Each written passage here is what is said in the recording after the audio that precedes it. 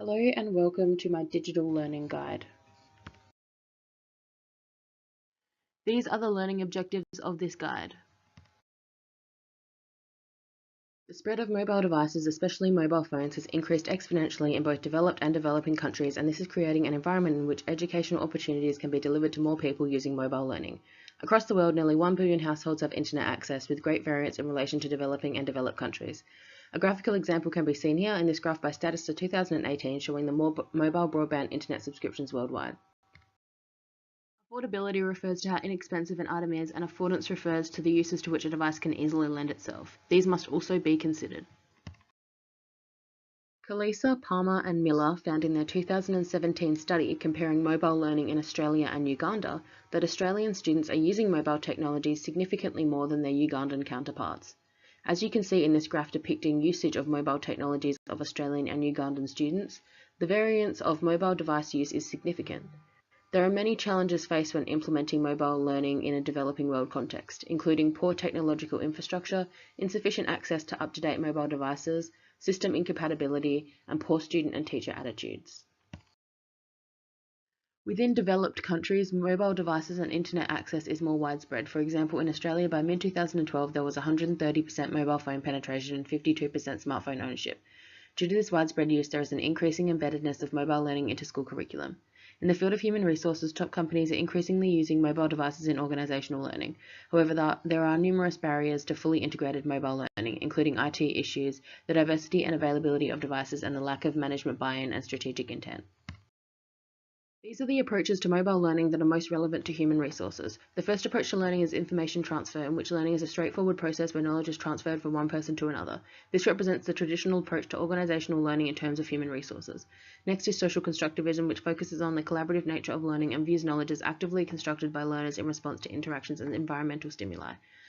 Lastly is situated learning, in which learning is incorporated into the external environment by enabling students to advance their collaborative social interaction and their social construction of knowledge. Social constructivism and situated learning represent the future of organizational learning as millennials dominate the workforce and express their preferences.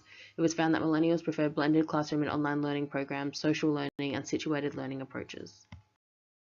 The first learning tool I'm going to talk about is ebooks. An example of an ebook service is Goodreads. Goodreads is one of the largest ebook services to date and allows readers to look at books their friends and colleagues are reading, receive personalized recommendations based on books you have read in the past, and view community reviews about ebooks you are considering.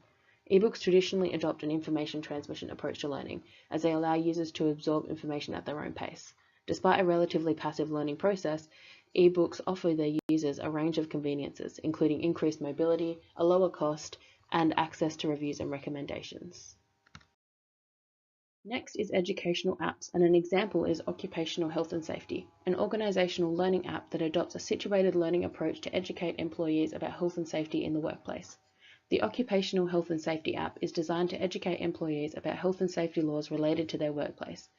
This app provides users with up-to-date articles about health and safety laws and provides employees with online training and tutorials in order to demonstrate the real-life application of what they have learned.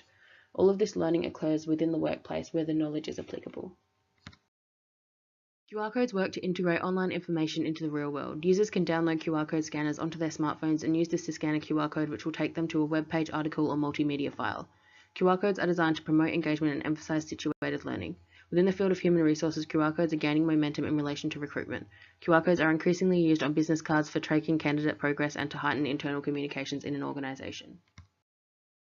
The next tool is geosocial networking, and one example is LinkedIn. LinkedIn is a social networking site for working professionals, allowing them to expand their working network, view jobs, read relevant posts and articles, and communicate with their colleagues. LinkedIn uses geolocation software to identify jobs near you and has recently introduced a new feature allowing users to calculate their commute for some jobs. LinkedIn is particularly valuable within the field of human resource recruitment, as it allows recruiters to view potential job candidates online and reach out to them using the platform. The final tool is multimedia recordings. With devices like smartphones, it is extremely easy to create multimedia recordings consisting of a combination of audio, video, animations, and text. Multimedia recordings adopt a situated learning approach as they allow students to learn in the context in which their learning applies. These are particularly useful in the field of human resources and have already been integrated into many organizations. There has been a recent shift towards gamification in organizational learning. The YouTube video below explains this further. These are the peer reviews I received and the adjustments I made.